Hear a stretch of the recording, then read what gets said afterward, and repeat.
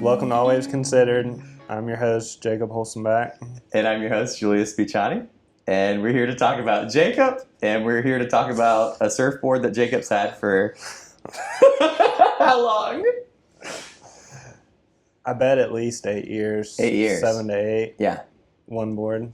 Yeah. Mm-hmm. Yeah. So we were chatting earlier and we were talking about how, at least for me, you're one of the first surf faces that I started to recognize because you worked at Interlight. And we had a shop at Pensacola Beach Marina at the time. So pretty much the first major building you come to once you get on the beach. I never knew that much about you. I've picked up little bits and pieces. So I'm looking forward to learning more about you. Mm-hmm. How did you get to this area?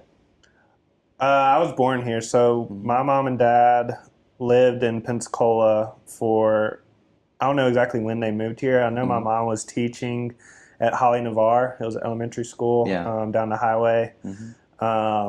I was born in Pensacola, though. She was living in Pensacola, her and my dad, and he was driving to Atmore, Alabama. He was a police officer, and then my mom was driving to Navarre. Yeah. And then we ended up moving to Pace when my sister was born. Okay. And so I grew up in Pace, but I've been in that area my whole life. Okay. Yeah. And you had mentioned that your grandma was part of raising you? Yeah. I can't remember what year it was when she moved in with us, but my parents got a divorce right around 9/11 time frame. My grandma was always really close to us just because Atmore and Pace aren't a very far distance from each other. Yeah. And so we always had a great relationship with her. And obviously with her getting older, you know, it's good to be around family that's close just to help with primary care if it came to that. And so she ended up moving in with us. It was probably around like 6th grade, 5th grade time frame. And she passed last year. And so like she was a huge part of my life, like major rock. Like I think about her all the time. And like she was, like I credit so much of who I am to her for sure. Yeah. That's awesome to have that. My grandparents were always really far away. The closest one was New Jersey when I lived in Alaska. Oh, wow. Yeah. That's a trek. Yeah. That's a long trek. Yeah. So can you tell me a little bit about your development as you're a kid? How, like, what do you get into? What are you like as a kid? So both my parents were big sports fans. And like in Pace, growing up, football and baseball, like were kings essentially. Like if you were playing any sport, those were the two dominant sports. And so my dad was a big baseball fan, so like I started playing t-ball and coach pitch and all that. And there's a guy you probably know, Ben Vincent. I don't know. Oh, he's been riding for Interlight for several years, but me and him played t-ball together. So, and obviously he's still in the area surfing, like favorite surfer out here for sure. But me and him go way back. But anyways, t-ball and coach pitch, like any ball sport I played, you know, football. You look like a baseball player. I get that all the time. I don't know why. It's because you.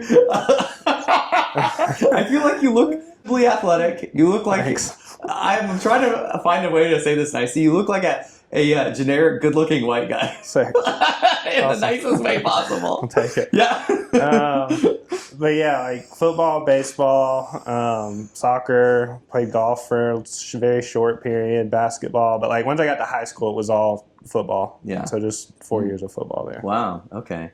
And so you were a late arriver for surfing. Yeah, I think I was. I mean, the first time I remember surfing, I was in 10th grade. Okay. And so, and like I didn't even, that wasn't my board that I was on. Like it was, and that was kind of like a one and done type thing. Yeah. So you're athletic, you're playing football in high school, and then where does surfing enter this picture? You're saying your first memories sophomore year. Yeah, sophomore year. It was actually with Kelsey, so you worked with her dad. Yeah. So I had two really good friends in high school, and they were dating these two girls from Milton. We went to Pace, they went to Milton, and Kelsey was the third friend in that group. Like I was the third one for them, and like me and her never dated, but we were just always close. And like we went out to the beach one day, I guess it was summertime, and I remember it was at Navarre on the right side of the pier, and sandbars had to be good because we were so far off the beach. And like that was the first wave I ever caught. It was a big red longboard, believe it or not, which is what I have right now. Whose was it? His name's Corey Strange. Okay. Me and him go way back, and Pasco was talking about he had this dream Firewire, and I oh want to yeah, say he said like Kelsey's boyfriend or something broke it. now husband Now snapped it. husband, okay. Snapped it. Yeah. It's an expensive one to snap. I was wondering if you had ridden that board. Okay, Nah, you're good. nah. Okay. And so that was my first time like ever surfing. You know, I still remember like the conditions sort of. You know, it's a little blurry just because it was like a one wave type thing. Mm-hmm. But yeah, we didn't really. I didn't do it much throughout high school. Like when you play a high school sport, especially football, it's like your commitment is so like structured to it because like you have off-season workouts, then in season you obviously have your games, and you got to keep your grades up to be able to play. Mm-hmm. And then off-season, you know, you have your workouts, your spring training, and it starts back over again in summer. And so like you don't have as much time, you know, because you're doing your homework and studying for tests, and then like obviously you have your building relationships that you have in high school. And so I would go on occasion with my friends, but I was always borrowing a board, but it was never very often. Yeah. And then I guess college is kind of when like they would come back in town and be like, hey, let's go to the beach. Like you can ride this or ride that. And I kind of just got more and more interested in it over time. And I bought my first board from the shop at Interlight, like Old Ninth Avenue. Old Ninth Avenue being the one where we had the skate park, not like old Ninth Avenue. Yeah. But and it was a Firewire, like special order, did the whole deal. And then I kind of just been going for it ever since. When was that?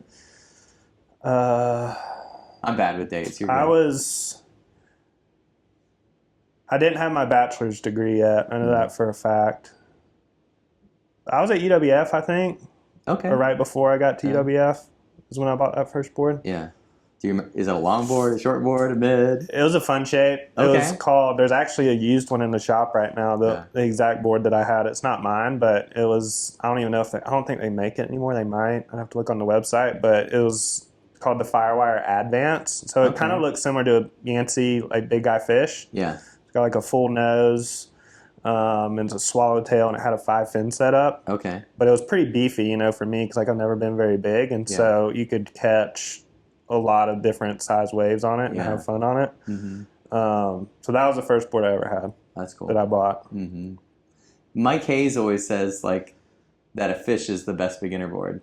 Yeah. And I feel like in my head I've always thought it's a long board, but there's definitely some days where you're like, yeah, you don't really want a 9-foot board in fast, steep stuff if you're learning. And I agree with that, you know, because some longboards, depending on what it is and based off like how our sandbars are, like, and just whatever swell it is, like it can be a very up and down, like takeoff, you know, and if you have a lot of board out in front of you, then that just makes it harder to negotiate that drop in. Yeah.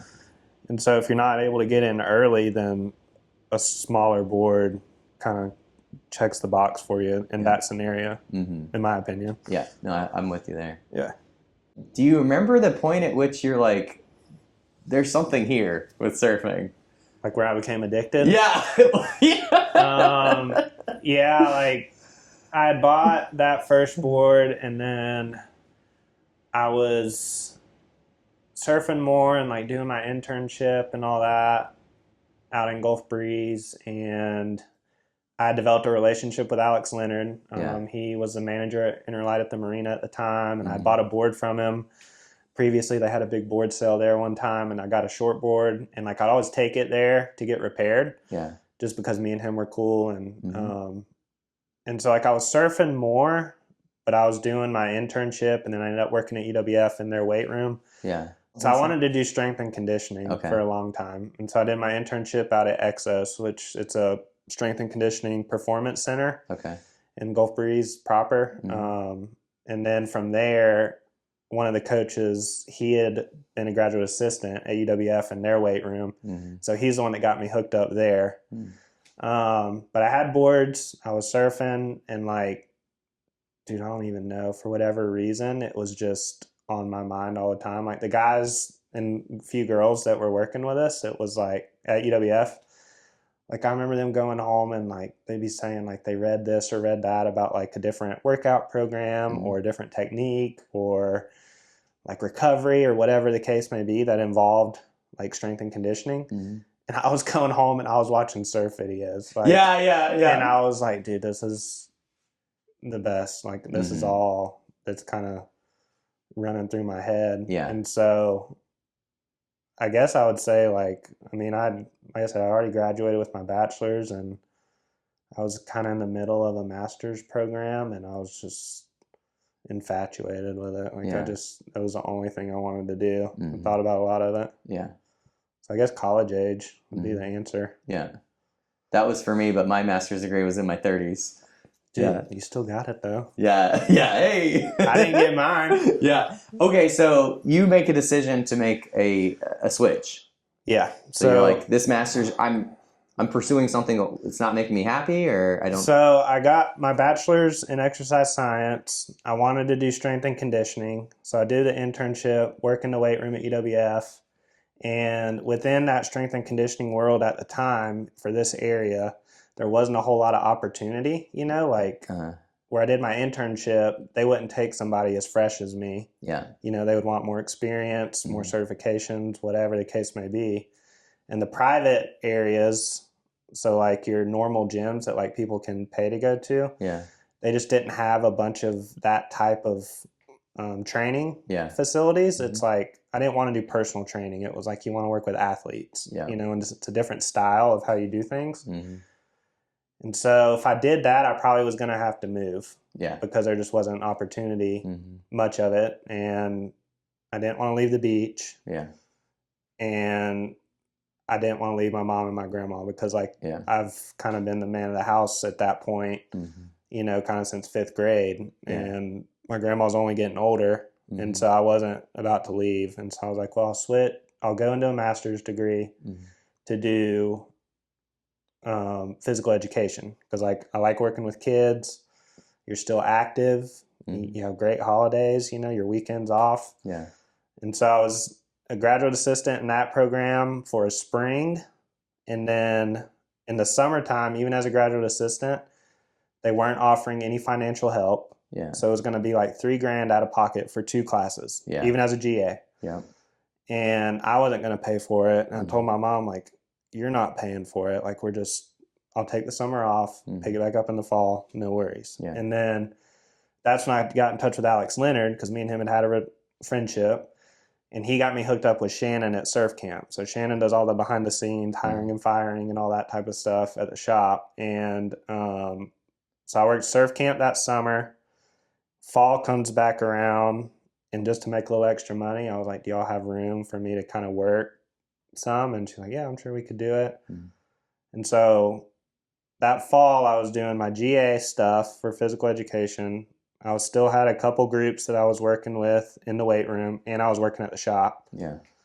And then as we moved through fall, like closer to Thanksgiving, Christmas time frame, I was just over it. Like, I've never loved school, I guess you could say, but at this point I was pretty over it.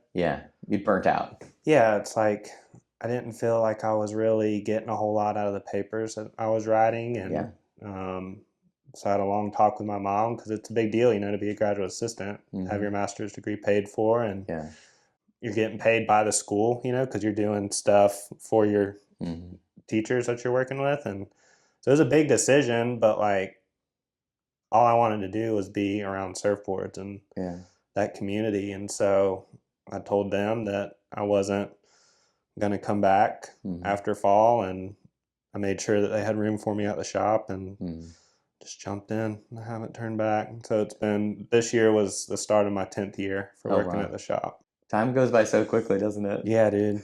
Like, so quick. Like, I can't believe it's like 2 whole hands now, like 10 years. It's nuts, and it's crazy. It goes by real fast. It does. Almost like, it's almost scary how quickly it goes by sometimes. Yeah. It's like you blink and it's like, dude, it was just like 2018. Like, everything was so different then, and now we're here. But it goes like that. Exactly. I love how you're building that up for like you liked working with kids, you like doing physical stuff, you get obsessed with surfboards, and that kind of transitions into pretty much what you do now, right? You're working with kids. So I am one of the managers at the shop. My shop that I've worked at has kind of changed over the years just because, like when I first started working here at the shop, I believe we had 7 locations, 6 or 7, and we've narrowed that down to 3. Yeah. And so I've almost been like a floating manager to some degree, depending on what the shop situation was. And then in 2020, they asked me to run surf camp because my first summer working at the shop was at surf camp as an instructor. And so I was the only one on staff that had experience working at camp and without having to like hire somebody outside, and I wasn't really planning to go anywhere, and so it made sense for them, like looking through their eyes, like, hey, why don't we see if Jacob can do it? Yeah. And so 2020 was my first summer running camp, and I've been doing surf camp every summer since then. That's cool. Yeah. And people seem to love it. I have no real, I can see like little tidbits of what your life is like, but people love running surf camp. I mean, or some people do. Yeah, it's a challenge, and I'm not ever going to say that it's the easiest thing in the world just because, if you've lived on the Gulf for any period of time and gone through a summer, it's brutal. It's not comfortable, in my opinion, I came to visit you in the morning when it wasn't hot. It's still sweating. It's it's just not fun to be in that heat for an extended amount of time, and not really being able to get a break from it week to week, and so that's hard. If the sandbar situation is bad, it's a whole nother challenge in itself. And then if the group of instructors doesn't mesh, then that's a whole nother issue, and so it can be a lot to deal with and manage and, keep your cool in certain situations. But when the sandbar's good, it's knee high and glassy and there's no wind and your instructors are all good. It's a good crew. Yeah. It's the best thing ever. Yeah. You wouldn't want to be doing anything else, even if it's hot and tents are heavy and boards are heavy. It's you wouldn't want to be anywhere else at that point. Yeah. Are the guys you have right now good? Dude, it's been so good. This is such a great crew this year. Yeah. We've just meshed so well. They have, and it's more important for them to mesh than me to kind of mix in with that because I can kind of be an oversee position. Yeah. And so I'm not kind of with them in the mud sometimes. But if they're good and they're hanging out and they're talking and conversation's easy, on breaks and before camp, and if a lot of times they'll hang out afterwards, go to the local or go get acai bowls or whatever, and just good camaraderie, and that just makes the whole process easier. And so I've been so pleased this year. I couldn't have asked for better this summer. You were here that first 5 weeks. We're doing 10 weeks this year, and so I'm basing it off surf camp timeline, but the first 5 weeks it was a rideable wave every day we had camp, and it was sick on some days. So good. And 2 weeks ago, so Blues week and then the week prior was our first roadblock where it's dude, it's dead flat. We're gonna have to get creative and kind of grind to get through it, because it's hard when it's flat. You don't want it to be too big, but when it's flat, it's even harder sometimes because you're pushing kids or sometimes teenagers and adults on ripples or hopes and dreams, if it is flat, and so you want it to be water moving around, but it can be tough when it's flat. And those last 2 weeks were the first time that we saw that. And so half the summer we had waves, which is sick. Yeah, we've had an incredible summer. People have been calling it the groundswell summer. Dude, it's it's so hard to beat when it you wouldn't want to be anywhere else surfing when it's like that, when the conditions are on like that. So it seems so in grad school, if someone gives you a GA position, it's probably because someone likes you. That's usually that's my experience. The head strength coach at EWF is the guy I was working for in the weight room. His name's Kent Morgan. He and his family always come by the shop, and I saw him the week before Blues, and still have a great relationship with him. And his wife is great and their kids are great, like an incredible family. Mm-hmm. And so with him being who he was in the position that he had within UWF and athletics, Mm-hmm. and then his weight room was literally like across the sidewalk from the HLS building, which is like Health Leisure Sciences or whatever. I've been in there, yeah. And so that's where all the PE people were. And so like they would always like intermingle for whatever the case may be. And so he was the one that put in the word for me. Gotcha. I didn't really have a whole lot of references at that point. Okay. Yeah. I guess where I was segueing with that is that you have maintained these long-term relationships. I feel like working anywhere for 10 years is kind of impressive. I feel like so many times, even myself, a lot of times after 10 years, usually maybe either so sick of someone or you've burned a bridge, you know? Yeah. People are just being people and you do something dumb or your boss does something dumb and there's some unreconcilable thing. Mm-hmm. How have you managed that with your long-term coworkers? Is I'm imagining Billy. Who are your main like people that you've worked with the longest? Billy for sure. Billy and Cherie and Shannon and Sandy. Okay. So Billy is the manager at Gulf Breeze. Yeah. His wife is Cherie. So she is our women's buyer, also a manager. Cherie has a sister named Shannon. So she would be our operations manager if she had a title. Mm-hmm. She does all the behind the scenes stuff and she'll work the floor. You know, normally when she does work the floor, we're in a big pinch. It's like people are off work or we're kind of skeleton crew in the wintertime or something. And then Sandy has been with JB and in the Interlight crew for years and years and years. Yeah. You know, and Lynn Michael's been there for a long time. Alex Gossman was there. Yeah. He helped train me when I first came on. And he stepped away for a period of time, but he just came back. He's running our warehouse. Yep. And so I love him. Yeah, he's the man. Like he's so great to have back and just a very solid human being to have in your life. So those are probably like the ones that have been longest. Mm-hmm. And Blake Brown, he's in Destin. Like he kind of does his own thing over there just because it's Destin. But he's been there for like 20-something years too. Wow. So he's very knowledgeable and like good with people and what he does. And so he's awesome. Like we're very thankful to have him.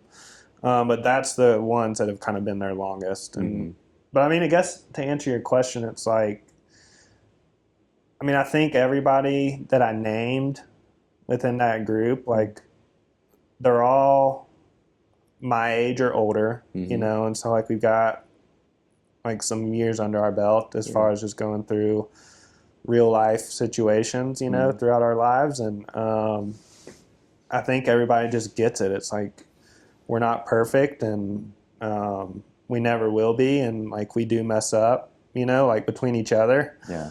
Or we drop the ball for whatever reason, but like they also get it, you know, like they're very down to earth, and like when you're going for the same goal, I think that's what makes it easier, you know, when you do have run-ins or you butt heads for whatever reason, but like everybody wants Interlight to be successful, you know, and that's the end goal, and so when everybody's on that same train of thought, it just makes it easy to get along with people, and like if you don't want to be on that train, then like see you later, you know. So I don't know if that answered the question. It does. It's also giving me like a view into Interlight's like working culture too.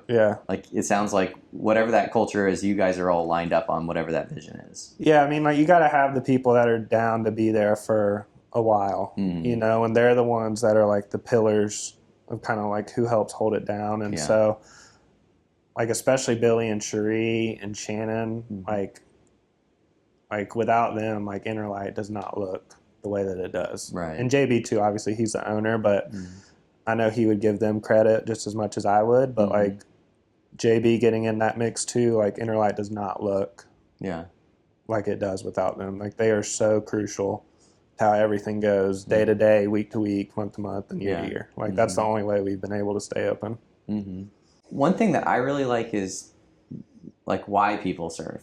What is the things that keep us there? We've talked about community. I really like just being in the water. Right. Like, could you speak to what keeps you surfing and what you like about surfing?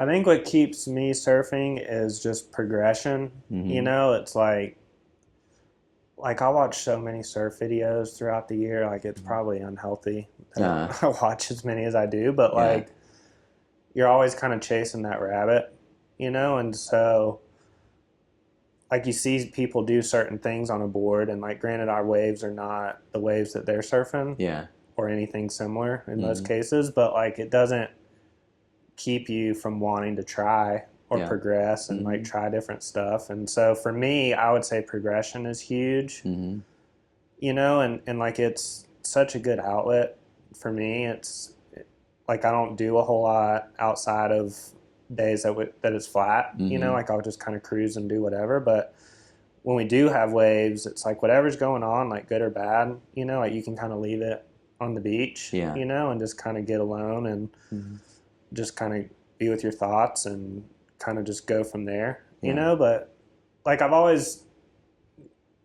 come to realize this a lot, like over the past few months for sure, that if you have something going on like that's not necessarily good and you paddle out, it's such like a therapy type thing, because if you're not focused on what the wave's giving you and you're focused on what's happening like right there, right now, and what's right in front of you, you're going to screw up. You're going to fall off. You're going to turn at the wrong time, or your weight's going to be off center when you need it to be centered, or whatever the case may be. And so like whatever's going on, like you're not thinking about it. And so it's just kind of like you give your brain and emotions a break, you know? And so, I don't know, there's just so many factors that like good factors that come into it.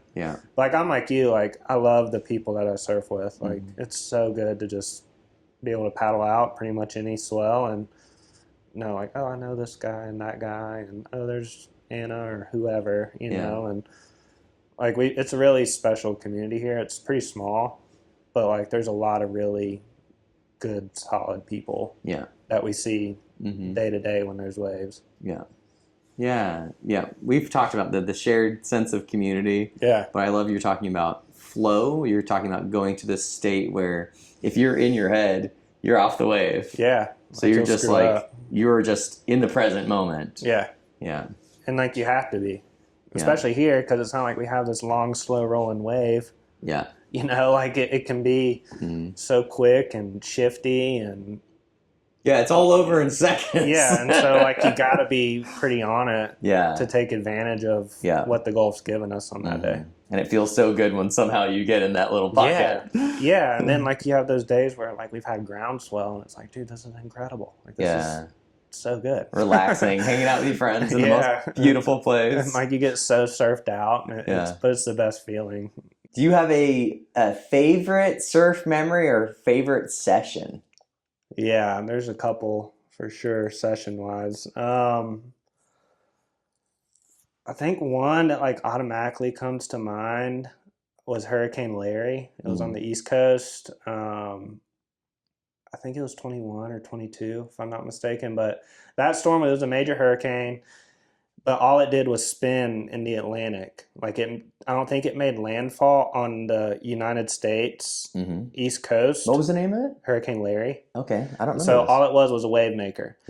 When it made a right turn towards Europe, I think it clipped one of those countries, but I don't think it was catastrophic by any means. And so it's like the best case for a hurricane. Like I hate hurricanes, you know, like the destruction and everything that comes with it is not worth it, in my opinion, for a couple days of waves, just because like people lose everything they have, and it's just not worth it. But that one, if they were all like that, like hurricane season would be sick. You know. And so anyway, I'm looking at the forecast. I'm in this group text with a group of guys, and they're all like, "Hey, we're going," you know. And so like I kind of start chiming in. I'm like, "All right, like what's y'all's plan?" Blah blah blah.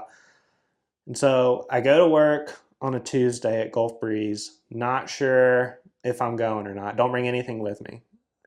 And then I'm talking to like Alex Leonard and a couple other people, and they're like, dude, just go. Like, you're going to regret it. And so I'm like, all right, fine. I get off at 2, jam back to Pensacola, get all my crap, drive back to Gulf Breeze, borrow a board bag. Then I have to go to Navarre and borrow a cot. Because if you, like, we surfed at Mayport Poles. And so we were in the cabin, And have you stayed in the cabins there? We're talking about Jacksonville? Yeah. I haven't. So they have cabins there that you can camp in. Yeah. It's air conditioned. I assume there's heat, and but there's not a bathroom. You got to walk to it. Yeah. But there's nothing to sleep on. It's bare bones. Yeah. And so I don't have a sleeping bag or nothing. So I get this cot and then finally get on the road. I get to Jack's at like 12:30, something like that. And we wake up and it's like before the sun's up and we're out moving around. And then we don't surf at the poles. We surf at that spot like south of it, Dolphin Plaza. And like it was incredible. One of the best sessions I've ever had. Like it was head high, a little bit bigger, like offshore wind, but super light. And it was just, I felt like I could not miss a wave. Like anything that came to me, it was like, dude, this is such a good session. You know, like, so that one's one. And then I've had some fun ones in San Diego on my trips out there. Do you have friends that you're visiting out there? Because you go semi-regularly. Yeah, there's a guy that worked for us a few years ago. His wife, her sister and brother-in-law live out there. Okay. And so I met them, her sister and brother-in-law, when I was in their wedding. Yeah. And they're like, if you ever want to come stay, like, you're more than welcome. And so that's who I stay with. And then he's a big-time surfer, the husband out there. And so, like, he's always down to surf when he's not at work. He's a nurse out there. And so we'll kind of try to coordinate, like, his time off with the trip. And that's cool. Like, he's always down to, like, search for waves and kind of go up and down the coast if it's good. And so that's who I stay with. But like he's put me on some great waves out there. And then, I mean, we've had good waves here too. You know, like there are so many sessions where like that whole summer at the Cross or that whole year at the Cross, like in 2022 when we surfed it. I don't know if you were here. I might have been in Athens, Georgia at that time. Dude, 2022 into spring of 2023, the Cross was the spot. And we did not surf anywhere outside of the Cross. It was so good. Like that sandbar setup was just insane. There was like 3 or 4 peaks to choose from, and so good. You know, so many days there, and then obviously you have your pier sessions that always kind of come to mind. Hurricane swells, and so like if I had to choose, like it'd be a long list, I think. But there's a handful that definitely stick out. But I think like the ones that really stick out are the ones where like you're surfing good and then you have some of your closest friends out there with you, you know, like it's so good. Like my favorite thing is like taking off on a wave and then you're paddling back out and your friend's on the next one, you know, and like it's just the best when waves are good and you're with your friends, you know, it's my favorite. Yeah, I love that. I have lots of good pier memories. Yeah, pier can get gnarly. So you're a Christian, and it seems like that's a relatively big part of your life. Yeah. So I go to Upper Rim. They have 2 campuses, one in Gulf Breeze and one on the beach. And Nathan Pooley is the lead pastor, and so he's been an Interlight guy for years. And his birthday is actually today. That's right. But he's the lead pastor. His wife helps lead worship, and they have a little boy who's actually doing surf camp with me this week. Okay. Wait, their kid is? Yeah. Oh, wow. Yeah. He seems so young. How old is he? 8 or 9. Okay. 10. Oh, I thought he was helping you with surf camp. No. He's a camper. Okay. He's a camper. Yeah. And so...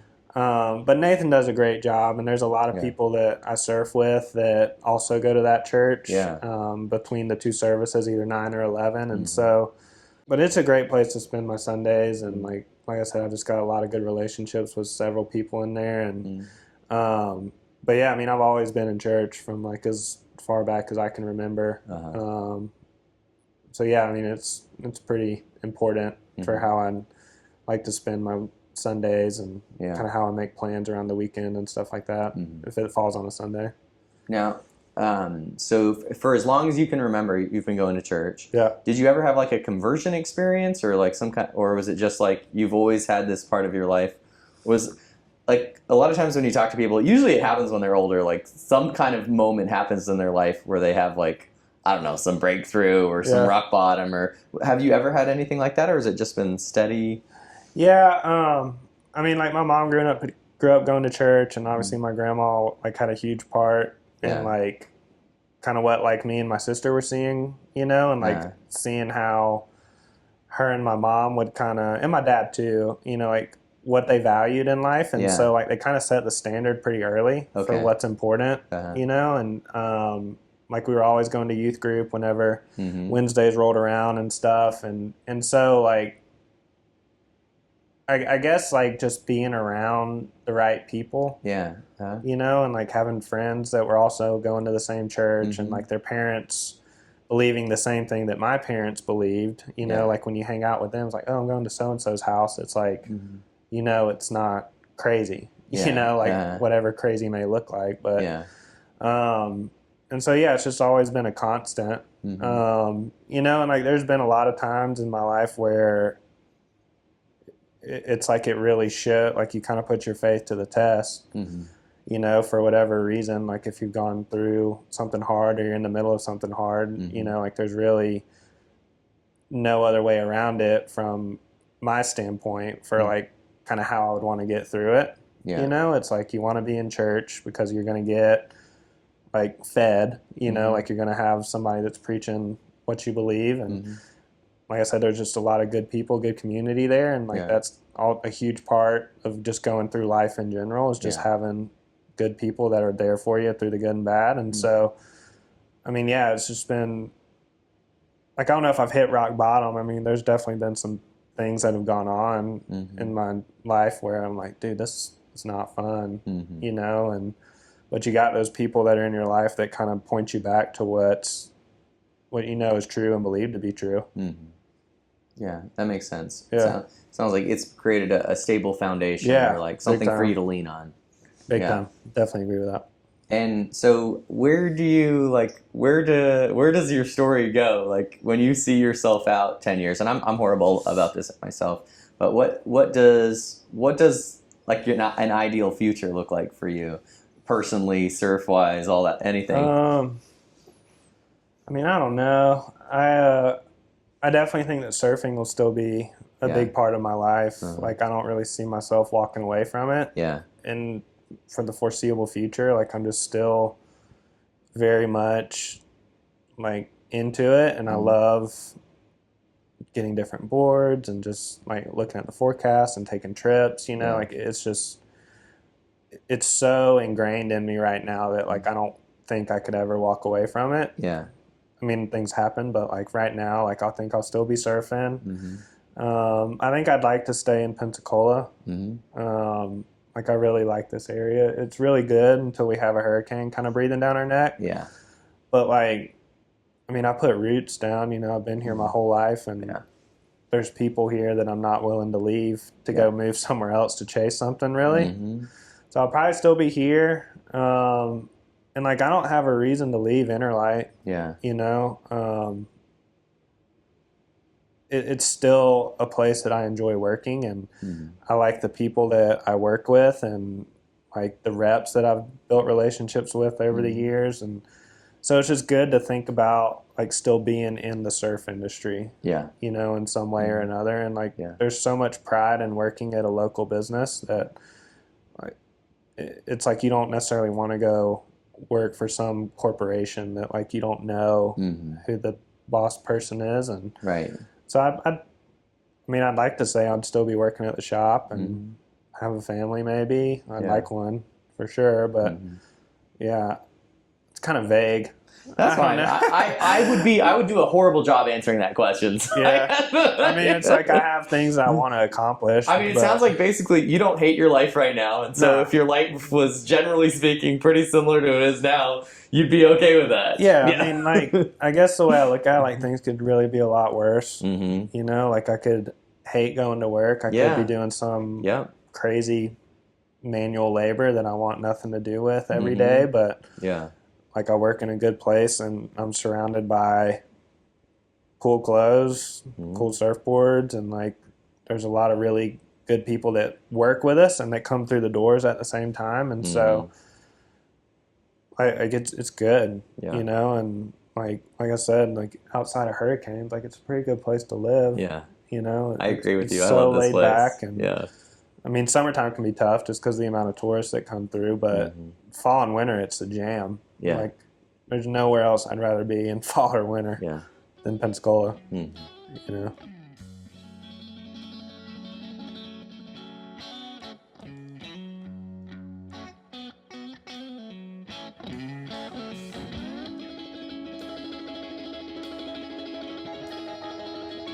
Thanks for watching. I'm your host, Jacob Holsonback. Make sure you watch Julius's stuff, like all his pictures, his videos, putting in the work. But yeah, we'll either see you in the shop or out in the water.